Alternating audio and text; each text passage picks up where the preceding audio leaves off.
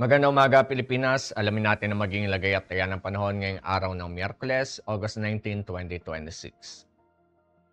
Sa kasalukuyan, mayroon tayong binabantayan na tatlong tropical depression sa loob at labas ng ating Philippine Area of Responsibility. Una na po dito ay yung nasa loob ng ating PAR. Ito ay huling namataan kaninang alas 4 ng umaga sa layong 675 kilometers silangan ng Itbay at Batanes. Ito ay may lakas ng hangin na 55 kilometers per hour at pagbugso na 70 kilometers per hour. Ito ay kumikilos northwestward sa bilis na 15 kilometers per hour.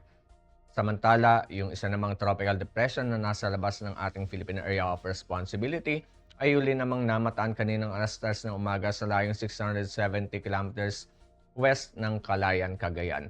Ito ay malakas ng hangin na 45 kilometers per hour mula sa sentro at pagbugso na 55 kilometers per hour. Ito ay kumikilos westward sa bilis na 20 kilometers per hour. Ang nasabing tropical depression sa labas ng ating Philippine Area of Responsibility ay kumikilos palayo ng ating PAR at inaasahan na wala itong magiging direktang epekto sa ating bansa. Samantala, yung isa namang tropical depression na nasa labas ng ating Philippine Area of Responsibility ay huling namataan kaninang alas 3 ng umaga, 3,090 kilometers east ng northeastern Mindanao. Ito ay may lakas ng hangin na 55 kilometers per hour mula sa sentro at pagbugso na 75 kilometers per hour. Ito ay kumikilos ng mabagal westward.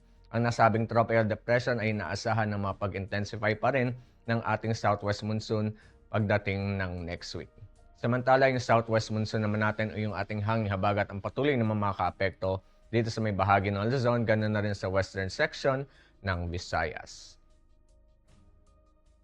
Para sa forecast track at intensity outlook nga nitong si Tropical Depression Neneng na nasa loob na ng ating Philippine Area of Responsibility, ito ay kikilos generally west-northwestward at posible itong maglandfall dito sa may eastern coast ng Taiwan Thursday afternoon or Friday morning. Mananatili na lamang itong magiging isang tropical depression within the next 36 hours bago ito tuluyang humina into a remnant low pagdating naman ng Friday ng umaga. At para sa ating general area forecast, asahan natin ang monsoon rains sa Zambales, Bataan at Occidental Mindoro. Samantala, occasional rains naman ang mararanasan ng Metro Manila, Ilocos Sur, La Union, Pangasinan, Abra, Benguet, Tarlac, Pampanga, Bulacan, Nueva Ecija, Laguna, Rizal, Cavite, Batangas at Oriental Mindoro. Maulap na kalangitan na may kalat-kalat na pag-ulan naman na may pagkidlat at pagkulog naman ang mararanasan ng nalalabing bahagi ng Luzon, Antique at Aklan. Ang nalalabing bahagi naman ng Visayas, ganoon na rin sa buong Mindanao, asahan naman natin ang bahagi hanggang sa maulap na kalangitan na may pulo-pulong pag-ulan, pagkidlat at pagkulog. Para naman sa impact nito sa flight operations dito sa Luzon, Aklan at Antique, asahan natin ang moist southwesterly flow na posibleng mapagdulot ng mga rainfall at mga gusty surface winds. Ang impact nito sa rotary is posible tayong makaranas ng mga reduced visibility at mga gusty winds na posibleng makapag-limit ng ating VFR at mga low-level operations. Wet helipads may also increase operational hazards. Samantala sa fixed wing naman, low ceilings, turbulence, and wet runway conditions may result in flight delays, cancellations, or diversions to alternate airfields.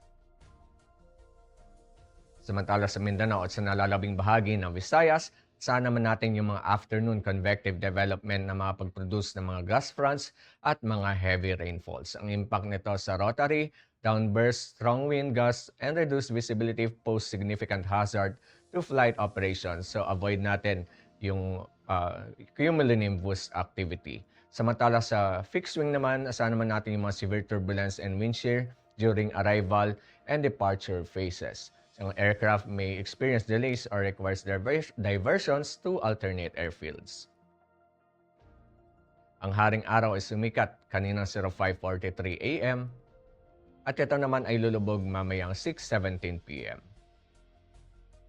Para naman sa ating moon illumination, 44% increasing. At para manatiling updated sa lagay at taya ng panahon, i-follow lamang ang Air Force Weather Center sa aming mga official social media accounts. Yan lamang pong latest update mula sa ating lagay ng panahon sa ngalan ng aming commanding officer na si Colonel Hermelino T. Calbiran Jr., PAF GSC, Ako po si Staff Sergeant Sal Cipuedes, si Philippine Air Force Weather Broadcaster ng Air Force Weather Center. Muli, magandang umaga, Pilipinas.